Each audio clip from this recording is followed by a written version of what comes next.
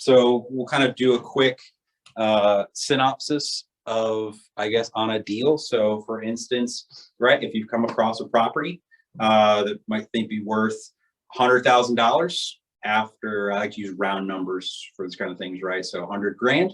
I think after it needs 10 grand in renovation. And you can be confident that an investor would buy that property for, say, at least $60,000. If you can get that property under contract for, say, under $60,000, that difference in there becomes your assignment fee as a wholesaler, right? Fairly straightforward. If anybody here, I mean, I know Curtis is here kind of in the room in the practice of it. Does anybody else, I want to kind of go around. Does anybody else have kind of some experience in doing it? Either bought a wholesale deal, wholesale to property, that kind of thing. Yeah. Tell us about it. Like, tell me about it. Well, prior to jumping more into residential, I was wholesaling properties up in Connecticut. Okay. It's pretty straightforward. You know, just like you said, you're just tacking on a little assignment fee for like a finder's fee is kind of how I always viewed it. Yeah. I just find that happy medium of where the end investor could make out some money and asking you if you're not trying to do the flipping process yourself. Sure. Yeah. Or if you have too many going on where you just can't, chew it all off and get some buddies or whatever, and then want to pay for it, fee or whatnot. Let them do it and move it, right? Yeah, it's a pretty quick way to build up some capital and some cash without necessarily having to go into and like acquiring or buying and kind of flipping the property, right? That's why we kind of cover this thing early on, as just because it is one of those foundational key pieces when it comes to picking up some deals, building up some cash so that you can go in and purchase property that you might want to flip or renovate. This is really kind of that foundational piece. And so I kind of wanted to cover that of just a base understanding of kind of how those numbers work and what that assignment fee really is. Right. So then you're taking that contract, and then you've got a whole nother contract there, which is just your assignment contract, which is assigning your rights. That's a separate piece of paper that goes to your end user, your end investor that's going to be buying that property, that just says that they're buying that contract that you have, and then your fee is going to be there in the middle. We can kind of dive into a little bit just to the numbers, right, of just kind of some basic kind of math or understanding for what you're looking to do when we're looking at analyzing a deal.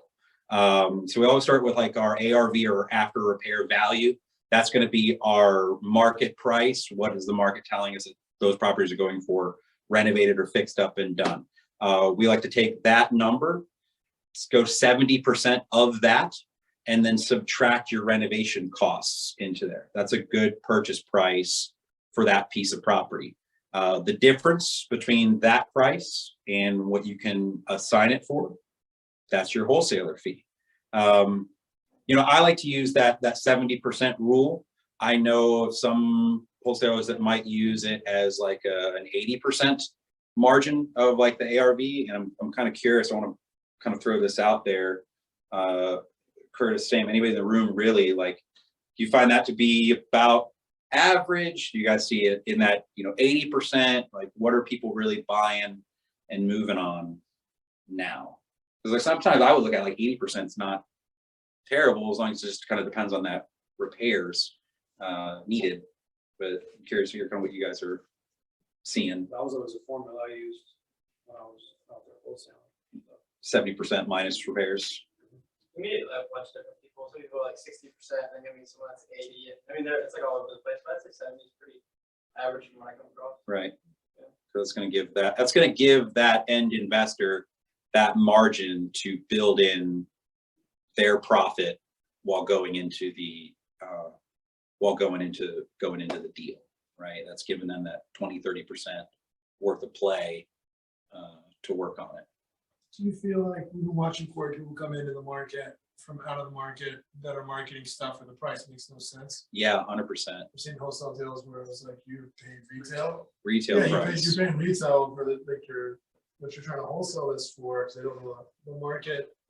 Well, they weren't able to negotiate. Yeah, the price. I'm curious if y'all, if that's, I can see two explanations. One, they said what they're doing, and if someone else knows what they're doing. And two, I know some people, if all you're making money on is wholesaling or investing, I've seen some of those guys take some really stupid margins because they just have to keep. That's the only way a check's coming in. If they don't flip something this month, they're not getting any check, or the guys aren't having any work. You know, I'm jealous of that.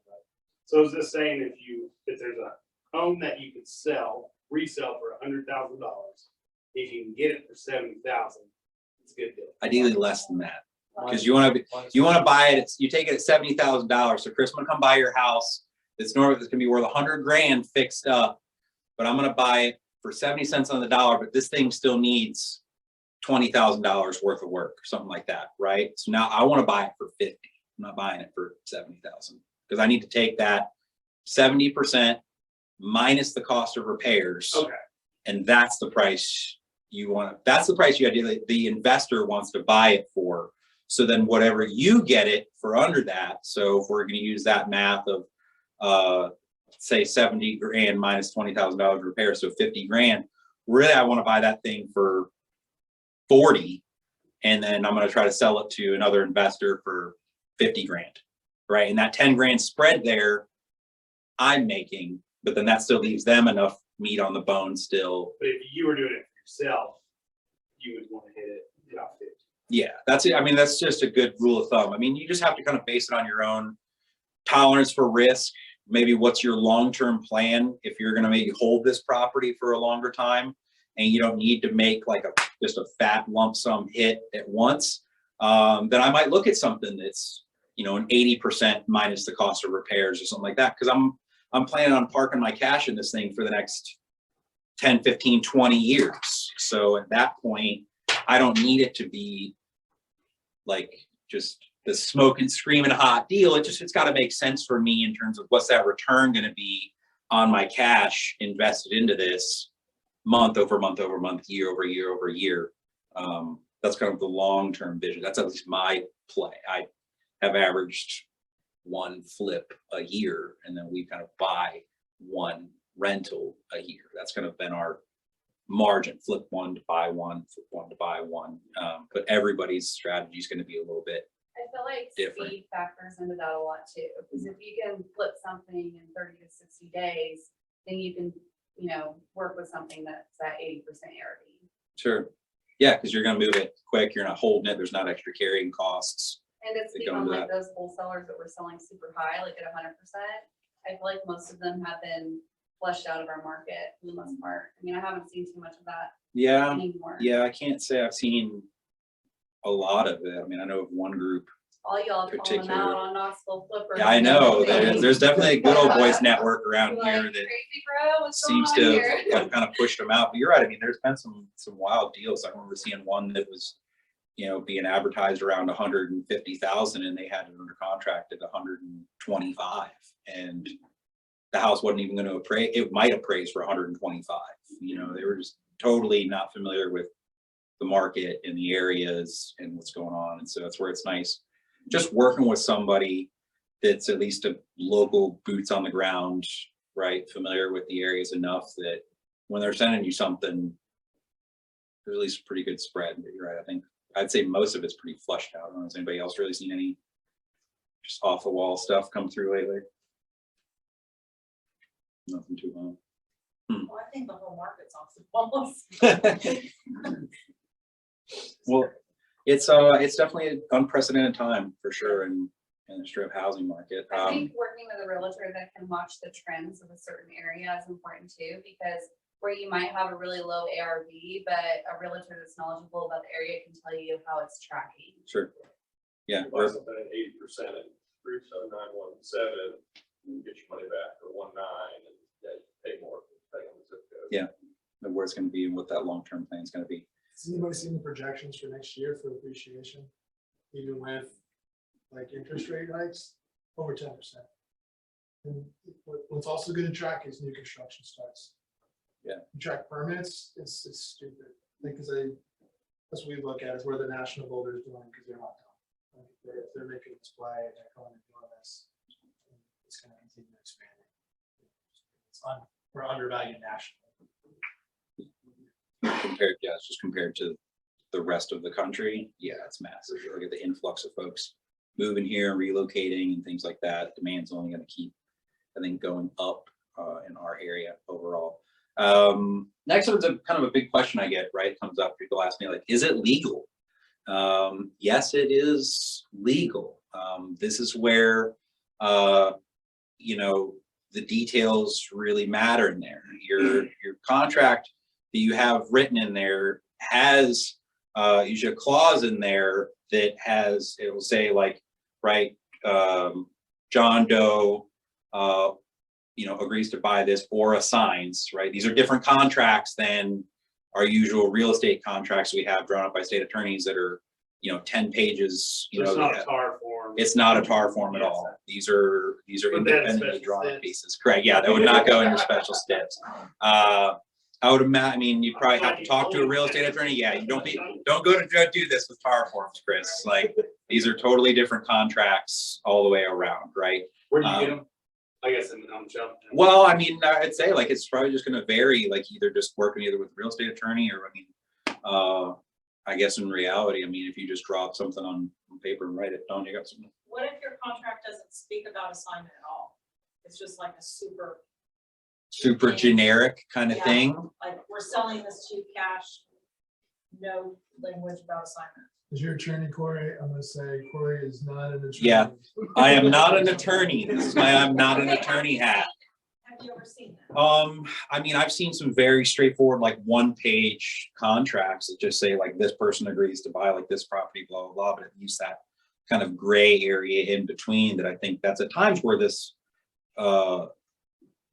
kind of field can operate. But I've also seen some really clean wholesaling contracts that Not go the out. wholesale contract, the original purchase contract that you're assigning out. Does that contract have to have assignment language? That's the one you're saying. So the answer is yes. It has to But- say that, sorry, No, go ahead. you If have the right to purchase or assign or market the property as you see fit. So you can market it, you can assign it, you can't list it because of our MLS. That's the gray area. Yeah. and But there's- if it doesn't say that, if it's just a straight purchase contract, you can't assign that situation. Well, here's the deal, like, a lot of stuff happens around here that makes no sense, we shouldn't. We do, people don't get surveys here all the time, totally normal not to get a survey, it's insane. No one trying to get surveys, right, Chris? I mean, yeah, they don't do surveys. Yeah, Very- that would very never rarely. fly, They're expensive. that would never So fly, it's possible. that would never Yeah. fly in Florida, because you would get sued, just too litigious, you know, so many issues with property lines. So, Cory, you want to tag that about marketing the property? I'm glad you said that. Yeah, Tiana, because that's actually like the distinction. of that's the where you get in trouble distinction wholesaling. in this. That's where you, Need a buyer's list. that's where people get like tripped up, or that's where you see like lawsuits happen and things like that, right? Is you're there, you're not marketing the property for sale, you're assigning in your original purchase contract. When you have that assignment piece, that gives you what we call like equitable interest in a property. That's a thing. That's a real thing that can be sold and marketed. That's what you're ultimately like selling, right? I'm not advertising 123 Main Street for sale. I'm advertising my equitable interest in that property, and that's what's for sale. So where you've seen people get sued, and I know we had some case that made its way around on some of our local Facebook groups that was kind of leading to some of these questions. Is this legal? Is this not legal? That guy particularly was marketing properties for sale. And if you want to do that, go get your real estate license, because that's what you need to do to actually go and market properties for sale. But if you're just marketing your equitable interest in a property, different thing altogether, totally legal. And the way you explained it to me that made sense was it's like holding notes. When you get to that level Yeah. of investing, where you're like, I buy and I hold notes. You know, I bought this note the other day. That is what wholesaling is. It's an outgrowth of holding notes. Now, practically, it works if people just run around practicing real estate without a license. Yeah. But you can get sued. And I will say, I've been in the market since I was 23, and I was a mortgage broker. I've seen a lot of people doing things, and everyone was doing it, and then it was illegal, and eventually they got in trouble. But everyone around me was was like, oh man, it must be crazy because everyone is doing this. You know, hundreds of people are like, oh no, actually they all were breaking the law because none of it was being enforced retroactively. So I don't know that you get in trouble, but you could end up with not having an enforceable contract. And you could end up with a third party trying to sue you or getting entangled, you know, because you can't deliver on the contract you signed with them. Yeah, and in the contract, we used to do like a double diaper, like, you know, in the buyer's line item, be like, you know, VDS properties and or signs. And then in like line item 25 or something, be like, this contract is, you know, transferable. So how did you explain the assignable portion of it to the end? Like I'm sitting here and you're gonna come in and great, I'm gonna give you Well, I mean, our thing was, I mean, any property we couldn't wholesale, we buy it. You know, so we go in there and just be like, listen, you know, we're buyers.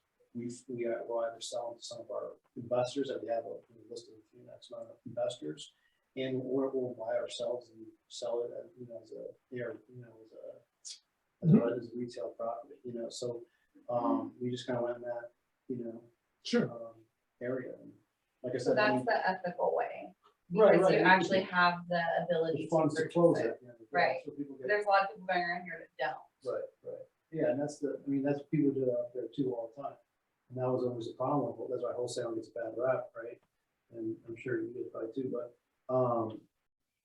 done ethically, it's a great thing, and it's just a way of connecting people and buyers and sellers. Yeah, no, absolutely. I mean, it's definitely, there's certainly a need for it, right? In markets in general, like in this market right now that we're in, where property values are really just, you know, all-time highs, right? People are just totally crushing it when they're selling it.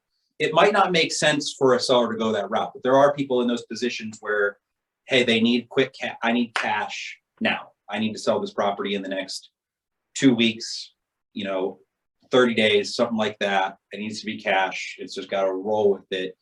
Like that's where this can play certainly a good serviceable role, but you definitely hit the nail on the head. You know, kind of like added to that. It's just, it's going into it with like some good ethics in mind of just being able to explain that to a seller right off the bat. Like, hey, I'm a buyer in this area. We're investors. We are willing to do this deal. I might be bringing a business partner, another investor partner of mine, you know, in on this deal with me. So you might see them, you might not. You're probably not going to see us at closing. We're probably going to close separately or things like that. And I think by and large, if you explain it to people open and honestly, like up front with it, I've never really seen like a problem with it. Curtis, do you have anything like in there as far as? Yeah, I don't think any problems, but like getting back to the initial question about like the contract, it's like, I'm super big on, not super big on the contract in the sense that you could have something written on a napkin, and if two people want to do it, it's gonna get done. It's more so just covering those bases up front. I mean, just being honest what you're doing, and if there's a need for it, so therefore there's gonna be people that fit your audience, and so just, yeah. So you do tell the buyer or the seller that upfront. You should. Yeah, 100%. Yeah. You don't want to try to like Well, I think end around. especially as an agent Yeah. separately. Yeah. So Brad Kiger, we talk about this offline too, but he's got some great stuff he's been posting on Labco about how he comes in and he is like a triple. He's like, I can give you this cash offer, or I can list your property, or I have this other program. What would you like to do? Yeah. And then, you know, gives them the menu, and then a lot of times they just want cash. And want to do it. People love menus. Yeah. And then if I want a contract, who do you use For wholesale contract? so I don't wholesale, right? I'll usually just kind of go for the listing or something like that, or I'm still going to sign it as a listing agreement and I'll sell it to somebody in grid. I'll sell it to one of the investors or something like that way. And I'll just, like an equity piece. yeah.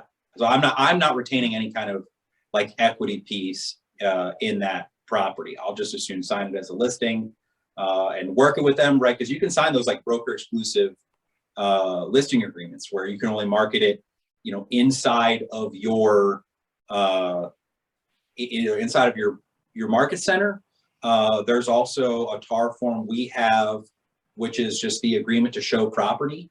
That's just like a one-sheeter or a two-page document that basically lays it out there. There's like, you, Mr. Seller Chris Ball, are allowing Cory King to show this property to this buyer, or I've even put like my investor list, my group investor list, my social media group, things like that. And that's who I can market that property So to, like as indirectly. agents, do we need to go that route? Or like, who do you all use? Who came For up with what? a contract? I don't know, I wasn't like responsible for that portion. Why is no one Secret gonna? sauce, dude. I don't I think got- it's a secret. I got sauce. you. It's nice. But I got you. Ooh. My buddy, I got you. My buddy is I want- an agent from Tampa who speaks on this and got a crushes it in a bunch of markets. and he doesn't First, tell me invest. to put an offer in, you see the contract. Yeah. That is a damn Yeah. good way. I I- like Buy one of their properties. And you're good. Yeah. So, so I was wondering, if you did have to hire out that portion for someone to write out a contract, what would be a good amount to offer them? For somebody to write that contract for you. I mean, I would just as soon go to probably like a real estate attorney, to be all, and I'm totally honest with you. Like, if I were gonna go to try to draft up some kind of document like that, that's gonna allow me to assign my equitable interest, I'm just gonna go to, one of my friends who's a real estate attorney and just ask them directly and say, hey, here's what I'm looking to kind of get started. So whatever your rate is, sure, right? And I'll just do it that way. Because I'm all about just playing in that open area So in that that's respect. also, that's Can I something you tag that? need Yeah. to take into account as well. Well, The right cost. Gary Keller talks about that they should call them disagreements because they only. Yeah, that's true. You're only looking at them when you have a disagreement. Mm. And so when it comes up and there's some reason, I don't know, I think about it differently because as an agent, the consequences are way bigger. I've been sued, I'm gonna be sued again. There's just serious liability being an agent. That's something. That's the reality of we it. don't talk about much. So, I don't wanna be like, oh, here's my legal Zoom contract and I'm screwed. And I really wish I had spent $300 more because, I'm gonna eat that up in an hour of attorney's fees. Mm. That's just the way that I. Yeah. Spend on it now. Are there any real estate attorneys in grid or could it be put on a vendor list? Hmm. That we could, know who to go to? Yeah, for sure. We can connect you with someone What's the else. typical time frame that you have to assign this contract? It's a great question. So everybody kind of heard that. So what's the typical time that you're getting when it comes to assign a contract? As long as you can really hold it, yeah, if you can move that thing the first day, sure. I would say from average, what my experience that I've seen, it seems to be 30-ish days. You're agreeing to buy this thing anywhere from 2 weeks to 30 days. And then you just kind of have to be willing to work with that seller and trust that they're going to be willing to work with you if you need to kick that can further down the road because you can't find somebody to buy it. I think realistically, like Deanna put a good point in there of just, if you're going to agree to like go into this, you should want to know that it's a pretty good deal, that you should be willing to buy it yourself if for some reason you can't find someone. And so I would probably wouldn't structure it further out than 30 days. Most of our residential contracts are 30, 45 days. So for me, I look at it like, I'm not going to try to extend them out further. And if I can't put a deal together and close it inside of that 30-day window, then I don't know, I probably just either wouldn't do the deal or something like that, right? So are you locked into buying it if you don't find a buyer or you can't kick the can down? Are you locked in by your contract to purchase the property? That's a good question. So, I mean, ideally, your contract is going to give you a handful of different outs through that. In our residential, like our Tennessee real estate forms, a buyer has a few different outs along the way. There's financing contingencies along the way. There's going to be inspection contingencies, appraisals, things like that. And so ideally, you're structuring your purchase agreement on that property, subject to some of those contingencies into there that would otherwise give you an out in there, right? So buyers go in there typically, and you might go to buy a house and you go in there and you realize that, yeah, this foundation is trashed, or there's more plumbing issues than maybe we anticipated or things like that. And hey, like, appreciate it, thanks so much, but I'm going to go ahead and exit this. So I would figure that your contract would need to have some of those, outs in that piece as well. Negotiate the price. Or you're going to negotiate the price difference. Yeah, I mean, that also comes up into some of our deals as well. Hey, if there's going to be more repairs than we're willing to do, and hey, we'd still like to buy this and get this thing done, but I need to adjust that price because I'm gonna have to come out of pocket elsewhere in order to buy this. So they have some. T, what do you got? So one thing I've encountered a lot on these wholesale contracts is that there is no expiration date on them. You know, I know as realtors, we have to have expiration dates. So on the wholesale contracts, do they have to have an expiration date to make it a legally binding contract? Because it can't be indefinite. Yes. Yeah. Just, yeah, because the Okay. broker, every time we don't have a date on something, I have to go back to everything we signed. Because It's I'll not encounter, valid if it doesn't have an expiration date. right, so for the I'll state, that's it. encounter like people with the distressed properties and like, Mhm. well, I signed this agreement with this guy, and they have multiple wholesale agreements. And I've encountered where they're like, I don't know when it ends because it doesn't have. a Oh, date. sure. So then it's not legally binding. That makes it null and void. I just know, I would say yes, I know that we can't submit those contracts. Like, I don't have a valid, my listing agreement doesn't have an expiration, it's not valid. Right. Yeah, I think the biggest thing I've learned so far is if you don't got the money, don't do it. don't do it. That's it, baby. That's right. And I think too, like, Contract with a 30-day due diligence period. And if you Yeah. don't get it sold in 30 days, back You out. don't know in the first 2 weeks. Yeah. You'll know the first 2 weeks. and Yeah, it's something over. sometimes So- so before that, But usually you just know the deal. yeah, you know, when I said multiple pricing, same thing you do in your listing property, you could do. You could use price as a lever to get more time, if you wanted more time. Well, hey, I'll give you this price for 30 days, but if you give me 60 days, I can give you this. So if you're already getting a smoking deal, you can buy yourself time, if that's something yeah, you wanted. It's smoke and it's gone. yeah. If it's a good Yeah. deal, it's usually gonna be gone pretty quickly. Tiana just brought up kind of a good point too, as far as like encountering somebody that has, you know, a contract with one group. And then maybe there's another person, you know, there's another wholesale group that also is trying to get into there as well. And not JV. Right, and not, yeah, explain JV. Tiana, what would It's that a joint venture where basically two wholesalers partner to combine their buyers list to get a property sold. be? So multiple ways to kind of do it, And right? they split the profit, Yeah. or they have a percentage. Hey, Cory, where do I find buyers? That's a great question, Justin. Where do we find buyers? Ideally, right, it's gonna be somewhere like here. It's gonna be like a monthly grid meeting, in these kind of like networking groups. You kind of go around, meet people, connect, build yourself a quick buyers list. Because you really don't not need, I would imagine, no more than 10 people that are actually gonna be strong, good buyers for you. I would think if you've got 10 people like that, you'll never have a problem selling a property. You really don't need much. If you've got people that are regularly in the business, buying deals, doing flips, holds, things like that, and you know that they're good, strong buyers, then you probably don't need more than 10 people realistically. We've got a dozen or plus people in here. So it doesn't take much to really have a good buyers list. But once you have that, they'll buy everything you can find. And so we've done a couple deals now. I like that one on Watauga. We'll talk here. We'll see. It's not a bad deal for sure. This actually just kind of came up a little bit. So do I have to buy property if my buyer fails to perform? How do I protect myself? That's why I said no, not necessarily. You know, a good contract is going to give you those outs on it all. So making sure that you're not necessarily stuck with it, but we do believe that any wholesale deal that you're going to go into, that you're going to tell somebody, hey, I want to buy this, you're going into with the best of intentions, and that ultimately, if you cannot say produce a buyer, that you're still going to go ahead and perform and buy it because you know it's a good deal.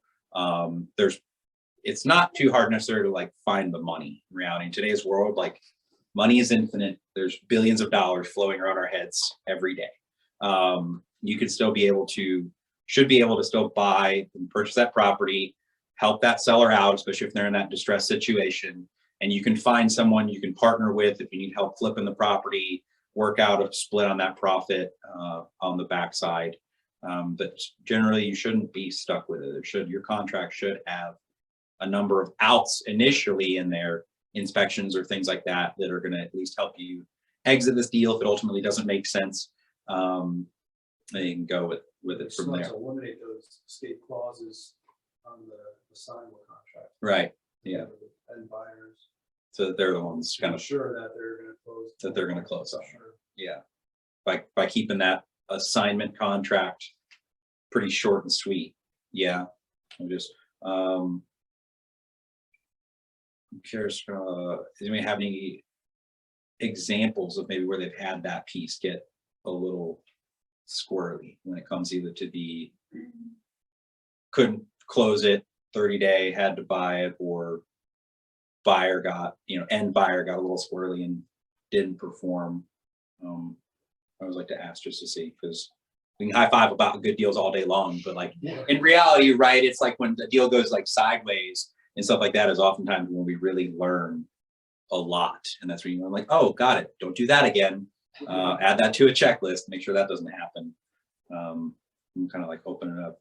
I think, definitely on the buyer side, with buyers, you really just have to, I mean, you can cover like everything before they ever assign it to them. Like, are you gonna close? Like, you just, meet with them, shake a hand, and you can figure it out pretty easy. I feel like on the seller side, I'm trying to think, I think Hawthorne, there maybe has been like one deal that we haven't closed. And again, it was just like someone who didn't want to have a lot of walkthroughs, so we had a value. And, but it was a little high, and, I'm not doing the diligence as properly. If we knew it was a little high, but I told the seller, hey, this may not work, they still wanted to try it. So just like covering up front, this may not work, and letting them know. And it ended up not working. But yeah, that's probably a poor explanation of the seller side, but I'm not thinking of what it's being, but that's the best way I can put it. And we had one deal that just couldn't turn over, that we weren't getting the price we wanted for Sure. it, and we ended up closing on it. Hindsight should just took what we were getting for offers. Right. And we ended up cutting even on it. Sure. $20,000 fee on it too. Oh, sure. Did you guys end up just having to basically close that? Did you just renovate it and kind of flip it, or? Yeah. But there was just more stuff that needed to be done at the end of the day. And to turn over a property and the glory of the wholesale is quick, and we would make 20 grand in 45 days. Sure. You passed up a 27 fee that we said? Yeah. My boss is greedy on that one. It happens. Yeah. Not that are you. Damn. Yeah. That's a tough lick, right? To miss out on. Up to 15. I know. Yeah. How many people though that have no time in real estate? Oh yeah, for sure. The They sellers start- that like Oh yeah, as soon as it's on the table, then I'm hypothetical. It's the money that I'm losing that I don't have. don't yet. have. Yeah. Oh, how dare you take this money I don't have yet out of my pocket? The one thing I did flash up under Commissioner Cory is you can request a non-refundable deposit on the assignable contract. So you're B, so it's A to B to C. So you can request a non-refundable deposit from C. Yeah. So even if they.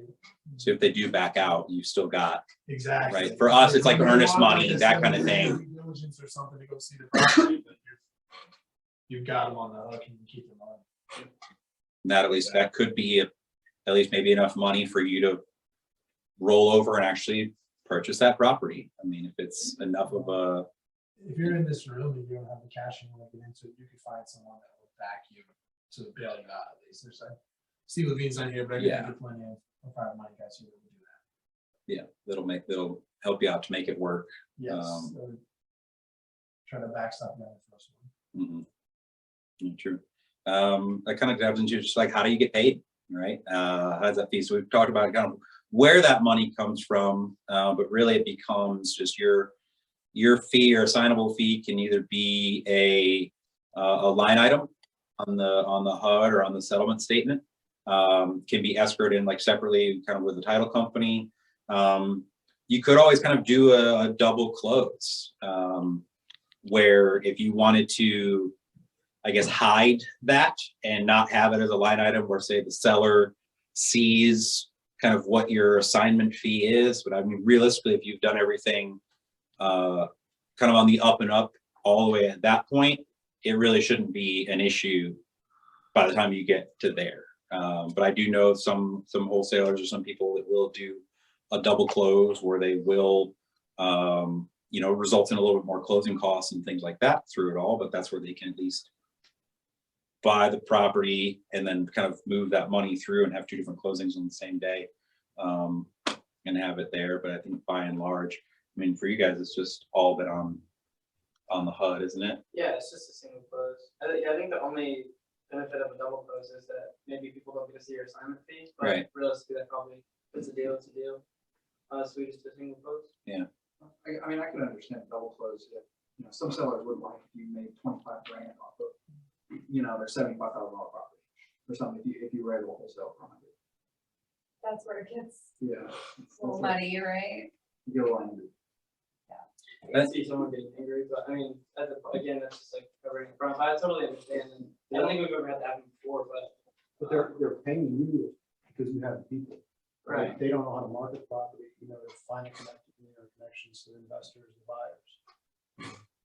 But once again, discuss it up front. Yeah. And a lot of times they're like fees that are super low, I mean, way lower than like 6% or whatever, standard real estate agent is. And so it goes both ways, really. truthfully. I feel like it's less than a realtor commission There's definitely been situations like that where we've done deals and it's on the higher end ones. for sure, like been lower than like 6% of what the sell price would be. Yeah, we've definitely had that happen like multiple times. Well, the buyer usually paying all the closing costs, whereas sometimes in a, real estate transaction, if we're splitting them or, however that's being set up. So, Yeah. It's at 6 or lower. So my question is like, what's a typical wholesale fee? Let's say $300,000 house. It's gonna Or vary. you just never, it's. Whatever they got it under contract for, brothers, whatever that's gonna be, right? You So all have like a set like number that you don't want to go, like you said that you could have made 20,000 or you all could have made 20,000 and cash it up. Yeah. But You're there, saying is there a set number? or that you like strive to hit off each property, we want to hit. I don't think so. I think it depends, like for example, like his company turned out 20. I met someone at for me, he did it on his own, so his expenses are super low. He was finding $500. I mean, I think it really just depends on how much money it costs to get to that point. You make a deal happen. That's different for everyone. I feel like most wholesalers I talk to, they won't do a deal, whether it's 40, 50, 75,000 unless they're making 10 grand. So for you to say like, sometimes it's less than the average commission, I don't feel like that's true because the average commission on 75,000 is $1,500. And every wholesaler I know won't pull with it for $1,500. I wasn't referring, so when you say 70,000, is 1,500 what you would make? Is that what you're saying? Yeah, I mean, if it was like a 2% co-op on 75,000, that'd be $1,500. And there's no way that any wholesaler I have known would do an assignment But deal for $1,500. The seller itself loses like 6%, right? Right. Yeah, typically. If it's like listed and then you're offering a co-op to another agent. I bet that the percentage increases significantly until a certain point and then drops off. Meaning, at 150,000, it looks at 75,000, it's 10% or 15%, and then it goes to 200,000. They're not gonna do I haven't seen a $300,000 house Yeah, most of our for assignment 6%. deals here are Yeah. under 100,000. Sure. So that's Right. why I'm saying most wholesalers here are aiming to make 10,000 at least per deal. Yeah. Otherwise, they're not pulling with it. Something to think about too is maybe working backwards instead of going forwards on. So looking at what the investor is going to do. So like if they're going to go with like a first strategy or something like that, they're going to do the ARV needs to have between 70% to 85%. So what will happen is when they go to do a cash out rehab on a property, they're pulling that 15 to 30% out on it. So with that being the end game for it, then you kind of know where you can set your price in there, because that's ultimately what's going to make them buy the property, is if they can hit. yeah, it's what that end user is gonna be. Yeah, like, I mean, I look at it too, like, I don't necessarily care. Like, we just did that duplex deal and like, I don't really care what they made, to be honest with you. It was a good deal. And like, it was I a almost bought that. that was a good deal. But like, right, but like, I don't care. I know what is gonna happen with that like later, and so I know for us it was a good deal. And like, they made 10 grand, maybe 50 grand. Like, good on them, right? They still brought me a good deal, and they didn't eat away like all of the like meat on the bone, right? That's what we get a little bit jilted and kind of like jaded at times or frustrated, I think, is when we maybe see those deals where there's not enough spread there. And then it gets to be like frustrating for maybe us perceived as either buyers or agents or things like that. I would say I don't really mind too much like what that spread is. And I think it's going to depend. I mean, I know we've talked about like deals where they've made like $0 or $500 or something like that. I mean, not every deal is going to be a home run, but if you can consistently do, you know, base hits win games for sure. So if you can consistently put together, you know, strong enough deals and a good deal flow, your margins as far as your revenue stream can still be good. You don't have to hit that like $20,000-$30,000 lick every single time. So out of everybody's deals, most of the time, this sellers do not get mad or anything on it. They just accept the fee, the wholesale fee. They agree on a Yeah. sale price. Okay. I'm just asking, so like, Yeah. because like me, I have to deal with scripts and objections and all that. So like, I'm asking like, does there need to be, you just basically tell them up front, hey, this is this, this, and this. And you all typically do not see sellers at the closing table be like, what the fuck? Well, a lot of times too, like, you know, distressed properties, like, they're, like, every day they don't sell it, they're gonna be in a worse situation. Okay. You know, tax piling up, or, you know, whatever's going on, foreclosure, whatever. So they're happy, you know, paying $100,000 in 30 days, all right, whatever, and they don't care about anything else. Okay. Because you're helping, you're like a savior. Yeah, you're solving their problem. What are you saying? I think it becomes an issue when wholesalers are trying to get deals.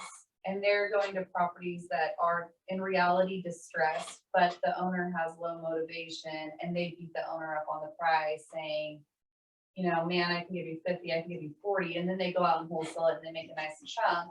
You have a closing, you have it on a line item and they see your profit. That's when it becomes like unethical, I guess. Yeah, and I was honestly, I never really liked that. That's why I don't really like wholesale in general, personally. Sure. It Right. just doesn't fit my, you know, so I went to residential, honestly, because of that factor right there. Like, I honestly felt like I was doing some type of disservice, you know, where I could give a better job, be a better number and all that. Sure. That's just how I went with it, but. I mean, our job as agents is to get sellers the most money. Yep. So wholesale kind of does that stuff. Well, it depends who you have an agency relationship with. Well, yeah. You don't have an agency relationship with that seller, but the problem is like they probably have, you have an information advantage over them and they don't know they have other options. And for some of these deals, the only time I see them really make a ton of sense is, here's Joe. Joe has got this property. He can't keep up with it. The taxes are piling up and he's really motivated by that $1,000 in earnest money. You give him earnest money, but he's gonna get really motivated by that. And he's making a short-sighted decision. You know, when probably Kanika White with Don't Sell Grandma's House would come in, financing something, renovate their place. Kanika White. Kanika White. She's an agent who's got a nonprofit called Don't Sell Grandma's House, which Oh, is. yeah, she got pretty pissed off when I shut down her rezoning across the street from me. Okay. That was fun. Yeah. That's why I sound familiar. I'm I sorry. remember her name now. Yeah. Yeah. Pretty So pissed as an off. agent, Chris, it's like it's a different challenge. However, if I'm just a wholesaler, the only thing I have to offer is like, hey, I get, if you know, if Curtis calls you up and he's like, well, I can make you this deal. This is the deal I have to offer. And he's not doing a disservice because Curtis can't list his property because he can't go renovate it. He doesn't have all the other tools. Okay. I've had trouble with it myself. So I'm like, I know I could get you like some other me paying for the reno and charging you 10% is gonna put more money in your pocket.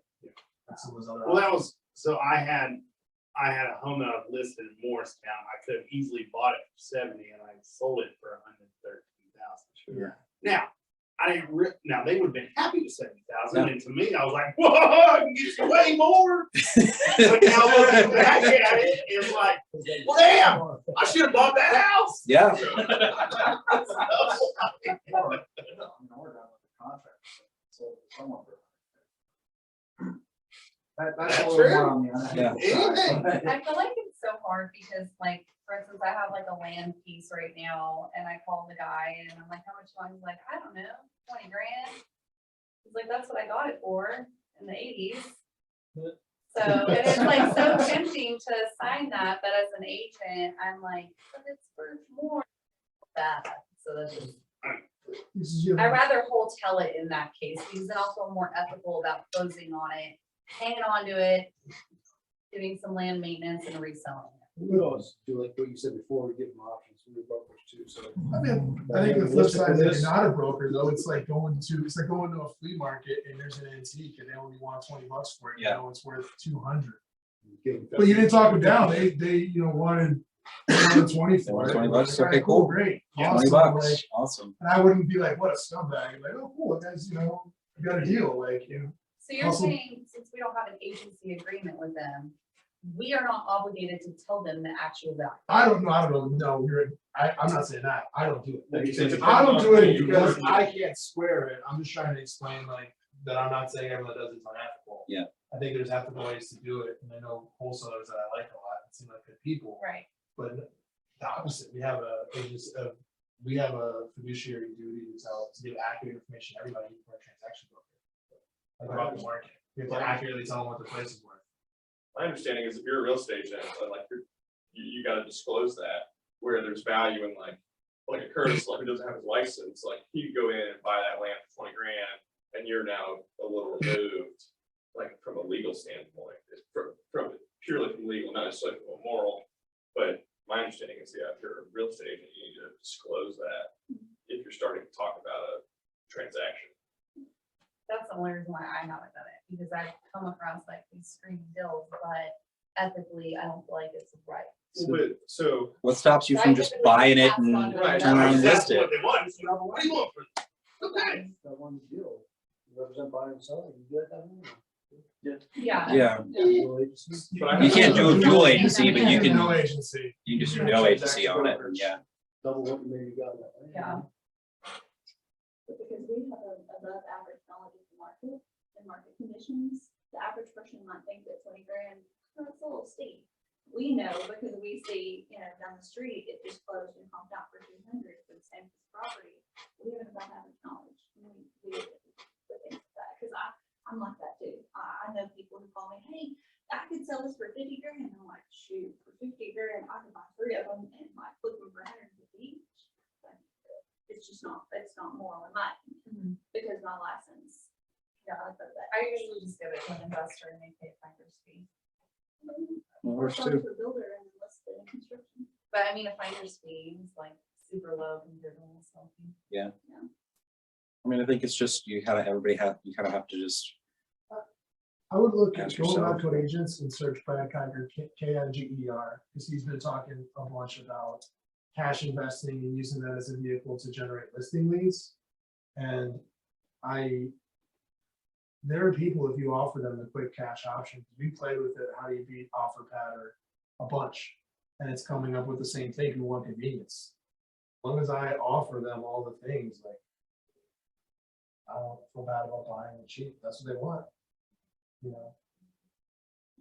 that antique analogy is actually really good. If you're at a flea market, and But I think it's just something subtly different between like going after, like, I'm gonna go look for, I'm going to flea market shop that, and I know having there's a bunch stands of across it, senile people, like, like, there's just a difference. Dignity. right? All right, cool. But that land deal, maybe if you wanted, I forget what you said the number for, but say I'll give you 20,000 for it, tell them I'll give you 40 for it, or I could list it for you for 60. And see what makes Right. better sense. Then charge them Yeah, charge them that, and that's. And then Flat make fee. it listed for 6% and get your buyers going. A flat fee's okay, right? Is that what you do when you do a broker agreement and put it out to your buyer pool? If you're an agent, why are you not participating on the buy side? Yeah, why aren't you Make it buying easy it? for the buyer. Represent both. Yeah. No, I mean, like, so here's this one, like, whatever you're selling this for, I'm not gonna make this assignment, but if I bring you this deal, why give a deal to anybody that's not gonna give you an equity stake? They can go find their own deals. Yeah. I mean, that's, to a degree, it's been a bit of my model That's not where on I'm it. Yeah, come on through. No, you're all good. We, no, to a degree, man, that's been a bit of like kind of my model, right? It's like I've got investors that I like working with and things like that, but also, if you guys look the way out this way. Oh, no. Okay, never mind. Cool. But yeah, I mean, like I've got, I've got a lot of things I will shop things out to, right? But if there's a good deal that, hey, like I want to buy in and I've been renovating this house and I'm 100 large into this renovation, but there's still a good deal. And I've got a little bit of money to play with. I'll go grab some investors that I've worked with before that I've got good rapport. I know, like, and trust them. They know, like, and trust me. And I can go to them and say, hey, like, got this good deal, right? We've got this duplex. We've got this 5-unit building, blah, blah, blah. I've got some cash to play. We're going to this and kind of split this around. Yeah, absolutely. Like, they'll do that, you know, and I'll happily do that all day long on those kind of deals. I mean, that's, yeah, if you got an option to do it, absolutely do. How many more slides do you have? Not too many. Just a few. Just real quick, yeah. Just how much money do you need? None really. I mean, this is generally the way of just how to get it started is just going into there and getting someone under contract and then selling those equitable rights or signing that contract over. But you can really get started with just a little bit of like an earnest money deposit, or really none at all. I mean, that's why this is a lot of people's intro into investing in real estate, right? Is you might wholesale a couple deals to get a bit of cash together so that you can then go and actually buy and do a burr, flip a property or something like that. Like, this is really the way to get started. That's why we really start the year off on this topic, is because everything from here is also going to build on top of this. You know, we'll go into later months, like how to buy the deal, how to buy and hold, where to find the money, how to estimate your renovation costs, things like that. This is just a real general understanding for it. And then then it comes up like, do I need to understand the renovation costs, ARV costs to kind of hold it?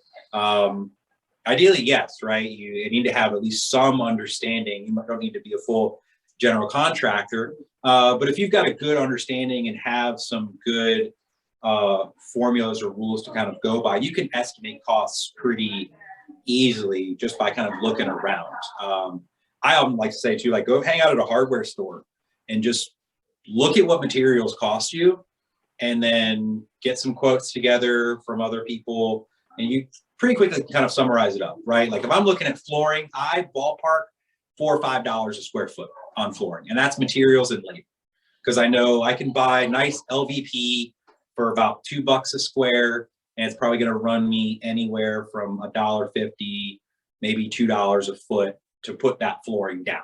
So I like to use $4, maybe $5 a foot when it comes to flooring. Paint, it's going to run probably not too far off of that.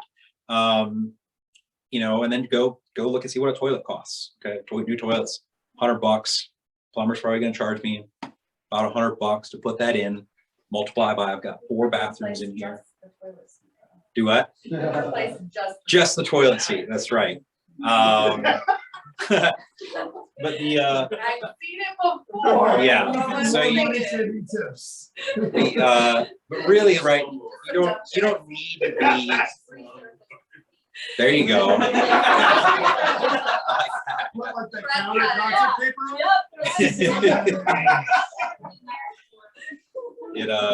So you don't need to be a GC. Does anyone have a rule of thumb they use when estimating rental costs? Like, what do you like to do? I send this rule over, like, hey, for a total gut, I do 10, $20 a foot, or.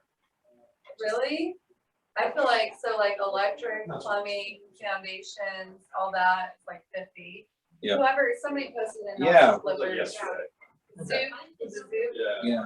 Yeah, and then I think like a lipstick flip is like 10 to 15 a square, and then everything in between there. Yeah, that was pretty good margins overall where he had it, where it was about, like, he said for his high end, like, or his bigger renos, right, full guts and things like that, 50 something a foot. I think it was like 53 or 57 a foot. Yeah. I took that and then I even applied it to my own, because like I'm in on my house now for a little over 100. I'm probably about 110,000 now into this thing. My house 2,000 square, and I did a full gut rehab on there, and that's 50 something a foot. I mean, that was pretty dead on. I was very impressed with that dude's math. He did a good study over a broad amount of property. Yeah, I think he went back on his last like 20 something deals and took those margins across. And I think that about like a 10%? I think it's probably out the door. That's based on his experience. Yeah. You ran real numbers. Yeah, no, it's true numbers. I've seen some of those. Yeah, that was really helpful to get that. Yeah. Because when you walk into a deal, I mean, you've seen it on houses, you know. Yeah. What, you know, what bucket, I guess, they're gonna fall in terms of gonna flip their. Yeah. So, Yeah, and then play, and I think always too, just leave a little bit extra padding in there, because oftentimes those kind of projects, especially on the big rehab, projects, they tend to run overtime and over budget for sure. I thought mine was gonna be like 60 grand. I was like, ooh, nice, well, yeah, 60 grand, but then, I've got a nice luxury custom builder in the office next door, and so even like the little devil on my shoulder was like, what are you gonna do with those cabinets? Oh, I'm just gonna like sand them and paint them, and I'm gonna put some nice countertops. Why don't you just put some new cabinets in? What's it gonna cost you? Like 6 grand, 7 grand? Your kitchen's gonna be worth that much more on the backside. I'm like, damn it, you're right. All right, here I go to Anderson Lumber and put a whole new cabinet set in my kitchen, but it does look badass. So it definitely made sense overall. I mean, I'm essentially burring the house that I'm gonna be living in. We've had a lot of success with selling the nicest house in the area. Yeah. So when we did renos, we did that one in Bow on Midnight, that was.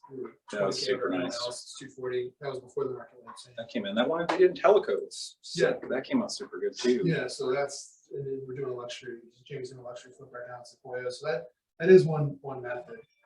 I just sold a new construction, we did a spec house on Jefferson, right next to Planned Parenthood that just burned down. It's 240 a foot. Yeah, and when it sold for 280, and it's 1150 square feet. One that, It's sold for 240 a foot. one that I just closed on Woodlawn, Reagan Construction did that flip, and it appraised at 290 a square foot. Wow. So if you put in the money on the high-end finishes, you will get the. Yeah, you'll get it back. Yeah, I feel like especially lower, these lower price points. I'm doing it. I mean, I'm The doing it biggest on mine. question y'all My house haven't for sure is the nicest thing. gone over is where do you find That's what the I- good deal? Exactly. I think that's what most people are wanting to know. Get in the car, put some tunes. Yeah. Some pictures of So Good. let's run through these next ones because they are important real fast. Yeah. We can get to that because I got an answer for you. Yeah. That's where you can start. Right. So good question too is like, should I pull title on the property? Yeah, almost always pull it on there. When you're going into these, you need to make sure there's no liens on the properties, things like that will come up through it all, right? You can ask the sellers all day long if they have any liens or outstanding judgments or things like that, and they will look you square in the eye and tell you, no, I don't, but yes, they do. So absolutely, this is very much part of the due diligence period. Basically, as soon as you get under contract, get it over to your title company, right? We've got great referral relationship with great title companies in the areas, and ones that are familiar with wholesaling. I would always say, build that good rapport, build a good relationship with them, so that when you do get something under contract, get it over and start running title work immediately. That way you can know, because that can be one of your outs on your contract when it comes to purchasing some of these deals, or at least going under contract. That should be one of your big pieces into there, is making sure that there's no liens or judgments or any kind of default, things that are going to come up that are going to just blow this deal out of the water. It's definitely worth knowing. That's a wrap. So Questions, where- comments, where to queries, find- quibbles, where to find concerns? deals, right? Obviously, all these investor groups are one asset. You can drive neighborhoods. That's my favorite. Lots are the easiest, especially if you're brand new. Anybody can talk someone into giving them an option for a lot. I've done 10 every day. When I needed new construction inventory, I was like, we just went out and I got lots for the Yeah. inventory, so I could do spec houses. Yeah. I didn't want in Just by Kingston. calling people. Fisbo. So you basically, you buy or you have someone or whatever buy the lot, then you have that investor put a spec home or your own builder. Or No, you don't need to own a lot. If you get, so those all the time, you have an option on the lot, and then I can go market that as a new build. I did that for a lot out in Kingston, right? I had like 2 we did river that lots. In And did Teleco, that. where I was like, cool, I got plans I can assign to this. I can go sell it, and it's much more likely to sell, and you're gonna get your money for your lot if I can attach a plan to it. Yeah. So, That's what I you may have your mileage are great, but that was, it didn't require any That was easy. I mean, I had a good example on that. It was I had 2 lots in Kingston, right on the river, each of them half-acre lots. One of them had TVA dock permit, the other one like didn't. So we took, that lot was like 115 grand for the lot. Had an option piece tied to that. And then we took one of our plans, like $1 million home, and put that on there so that I could market it on the MLS as just under lots of land. And then I also marketed it as a to be built new construction home. So it's going to show up just on the same single family search like everything else. I've got another one out there in Kingston for the lot next door that's like that, like another lot that doesn't have the dock, but that's got a, I think, $800 and something thousand like home to go on there. And like we get calls on that. People are looking to move here in a year or two and want to start building their house. And so it's a great way to, you know, add some extra listings to your repertoire and also just have another option for sellers out there, especially when it comes to lots. Did you have to pull a permit or get that building plan approved? I just had to cross-reference it against the covenants and restrictions, like in that case, because it had, it was in like a subdivision. And so there were like covenants and restrictions there. So then I just had to take one of our plans, you know, had our builder kind of look at the lot and kind of see what would fit there. And then just went to that head of the HOA and made sure that everything complied. He was good with that. And so we put it up there and that was that. In this case, it's your builder, the builder's your date. So the builder signs I have a listing agreement with the builder. Who's warranted to me that he's got the right to market this property. And then he's got a contract, an option contract with the You say, I have potentially 4 lots I want to build. Like, as soon as possible, you know, because I've got all this money tied up in that property, you know? so you can pre-sell that. We talk. So So you pre-sell it, someone would say, yes, I want this home built, Yeah. and then you get it done. Yeah, it happens all the time. Let's say like in some of these like luxury, you don't want to do like a luxury spec, but like a lot of times what will happen in subdivisions is there'll be like 4 or 5 that are up for other builders who come in. Yeah. You know, and say, hey, give me an option. We just put away a bunch of options out there. Then we can go market them because it's very hard to sell. People don't understand how the process works. No one's like, I should go, just they don't call an agent to look for houses. They're not like, I should go call a builder to review plans and set a budget before that. They start looking at us. Can you give some options of where to find the sellers in these properties since they aren't marketed anywhere? Ooh, Where to find them? Is that what I yeah. heard? Yeah, Chris, Yeah. your secret sauce. Where do we Just find where are you sellers? finding people? I mean, that is actually, I think that's our next meeting, actually, where to find, I mean, where to yeah, find so I the don't think people. it's any secret. I mean, everyone probably gets like or has gotten a postcard in the mail that says, hey, I'm Curtis, I want to buy your house and something like that. But honestly, a lot of it's like in the trenches, like drive around neighborhoods, make calls, let people know you're looking for a house. I mean, it's pretty, it seems like it would be complicated, but it's all like simple stuff that you just like have to do really. I think Using like prop string and doing some. I don't know like what systems you use. No, I'm not familiar with those, but are you with PropStream? What is that? Yeah, prop string's a big one. Yeah, it's basically. can't hear them very well. Sorry, yeah, so they're talking about just different pieces that are used. I mean, What I is guess PropStream do specifically? there's a, Basically, prop string is an app that you can get, Yeah. and like when you come across a property or something like that, it can skip trace the. Gotcha. So it's a Gotcha, yeah, skip skip trace. tracing Yeah, piece of it's it. So cool.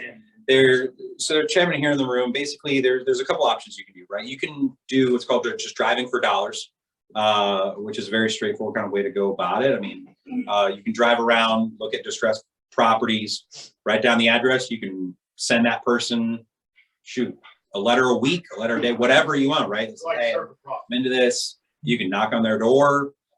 There's a few services out there. They mentioned one is PropStream, which is a skip tracing application. So you can punch in an address, 123 Main Street, Real people. and it'll help you look there. TruePeopleSearch.com is another one as well. You can use. You can punch in an address. You can punch in a phone number, and it'll help you skip trace who that person is. Yeah, Cole Realty is another subscription service you can use to research property owners' information online. Land voice. Reach out, call them directly.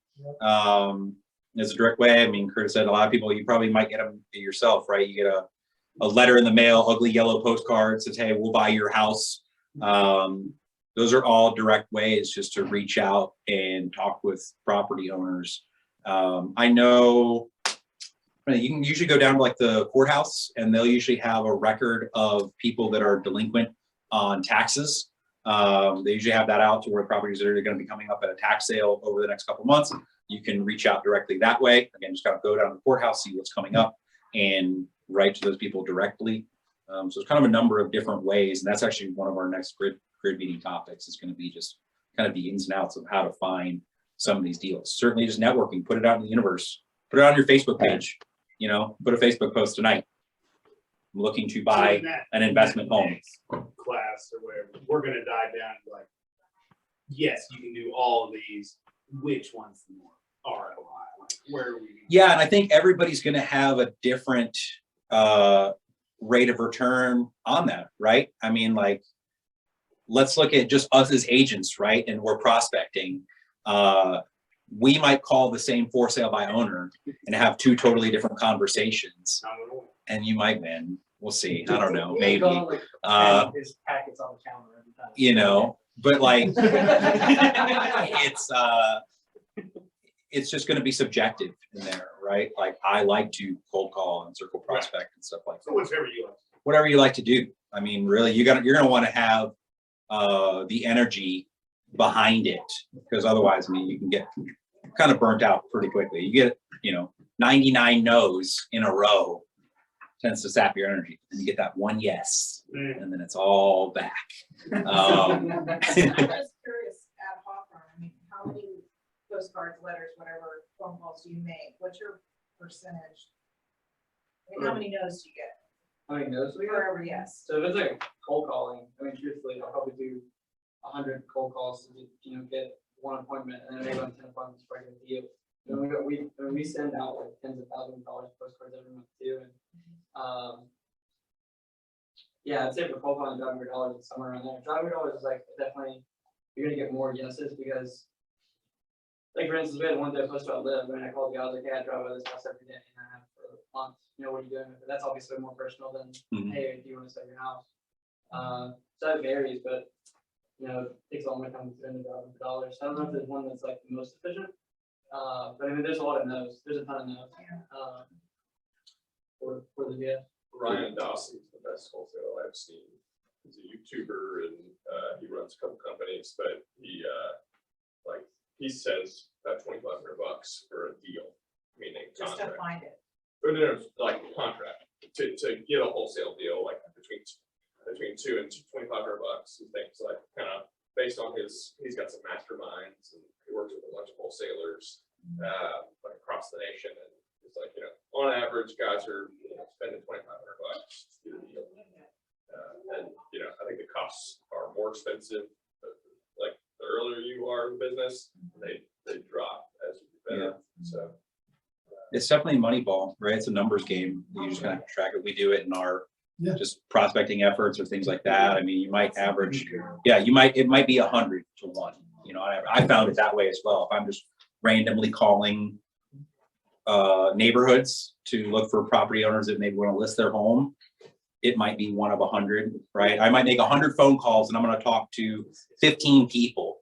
And out of 15 people, I'm going to have 5 good conversations that it wasn't just like, if you click, right? And then of those 5 conversations, 1 of them might want to do business right now. 3 of them might want to do business in the next year. And then 1 of them's just never going to do anything.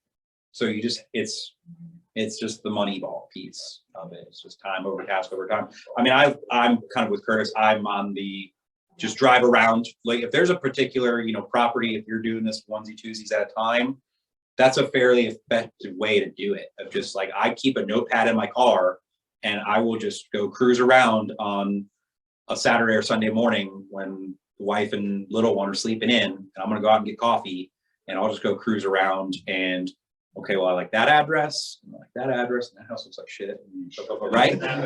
Yeah, snap a picture of the front, reference it back, and then I'm going to go ahead and I'm going to call that person directly. I've got one property I hope that I'm going to buy this year was one that I found in a neighborhood not far from one of my other rentals.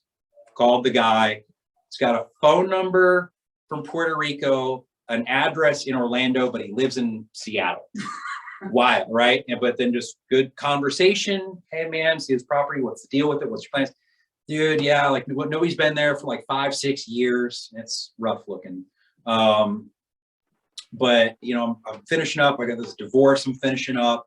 Kind of soon to know with that. And I know that's going to take a little bit of time to work out those details depending on how that divorce proceedings are going. So, okay, cool, man. Hey, totally get it. Local investor in the area, but curious, what do you think you'd want for this thing? Well, he threw me a number. Cool. All right. So is it all right just to stay in touch with you, give you a call every couple weeks or something like that, just to check in and see, because I'm ready, willing, able, cash buyer. I'll totally do that. Yeah, man, totally cool. Awesome. Call that guy every like 3 weeks. Yep. I literally call him every 3 weeks. I just have a reminder that said, call this guy. Cool. Give him a call. Yeah, dude, we're getting there. It's blah, blah. He'll give me a story about his wife's going off, whatever. All right, cool, bro. Right. And we'll just stay on it. But eventually it is just that. For, skip tracing? I personally I use truepeoplesearch.com. Totally free. It's spooky accurate. Yeah, it's spooky accurate. I mean, like you'll get people, like it is one of those services too, though, that you might get renters that used to rent that property, right? Years ago, you might get past owners. So you're going to probably get a list of names of people that might be associated with it. Might be a relative, might be this. Like if I put in my dad's address, I get my grandparents who are long since passed away, and I get like, my mom from when they were together. So like, it's just going to vary overall, but it's pretty darn good for what it is for a free resource, just to look up addresses of who's there. And then you'll get some properties that doesn't have any information, and then sucks. I don't know. Start writing them letters, go knock on the door. Tax records. Yeah. I mean, that's the way it is to go back and look up, see who's there, but then it's just finding their phone number is kind of the tougher part. Well, that's cool. I'm probably going to kill the live stream. We'll just kind of hang out and keep kind of chatting a little bit, but definitely appreciate everybody for kind of jumping in online here. I'm gonna take a group photo. Yeah, we're gonna do a little group photo. I'd say 2 last Thank things. you. Yeah, I mean, thanks so much. Definitely feel free to jump on meetup.com. I think where everybody kind of like signed up. You wouldn't mind just going there, leave us a good review, something like that. RSVP for next month's meeting. Yeah, as always, appreciate it for sure. Thanks.